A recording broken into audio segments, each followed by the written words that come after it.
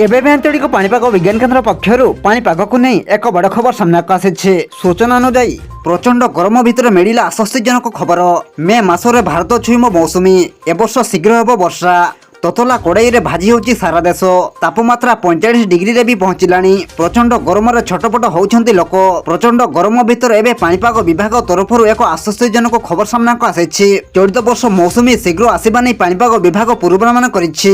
तेबे आसंतु आजिर पाणीपाग विस्तृत खबर उपर नजर पकाइबा। किंतु ता पूर्वरु वीडियो को गोटे लाइक करंतु एवं वीडियोटी को आपण मानक सांगसाथी मानकु बहु मात्रा रे शेयर करंतु। जदि हम चैनल रे आपण प्रथम थर वीडियो देखुछंती ताहले एबे ही चैनल को सब्सक्राइब करी पाखरे थिबा बेल आइकन को प्रेस करी ऑल नोटिफिकेशन को ऑन कर रखंतु। जहा द्वारा आगो को एमिति पाणीपाग संबंधी लेटेस्ट ब्रेकिंग न्यूज आपण माने सर्वप्रथमे हम चैनल माध्यम रे पाई परिबे। पाणीपाग विभाग रो पूर्वानुमान अनुसार आगामी दिन में गरम आहुरी तीव्र होबार संभावना अछि। किंतु एही प्रबल गरम मध्य एक आश्वस्ति खबर सामना को आसीछि। एही वर्ष दक्षिण पश्चिम मौसुमी एहार साधारण समय पूर्व पहुंची पारे। फलस्वरूप दक्षिण भारतर अनेक स्थान में मे शेष सुधा यथेष्ट वर्षा होई पारे। यूरोपीय मध्य परिसर पाणीपाग पूर्वानुमान केन्द्र ECMWF अनुसार मौसुमी शीघ्र पहुंचबार संभावना अछि।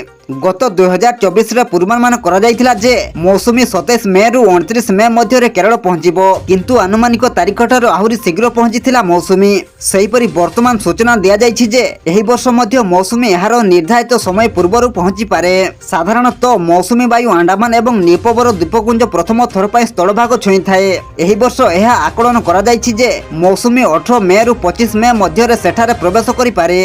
प्रति वर्ष मे 18 रु 29 मध्य प्रायतः अंडमान छुई थाए मौसुमी वायु। यह पर आगक बढ़ी थाए केरल निकट में जून प्रथम सप्ताह पहुंची थाए। केरल छुईबा पर 10 रु 12 दिन मध्य ओडिशा को अग्रसर होता है मौसुमी। किंतु चलित वर्ष यही प्रक्रिया सहज हेबो। एपरिक स्वाभाविक ठारू अधिक वर्षा हेबा नै पूर्वानुमान करिछि भारतीय पाणीपाग विभाग।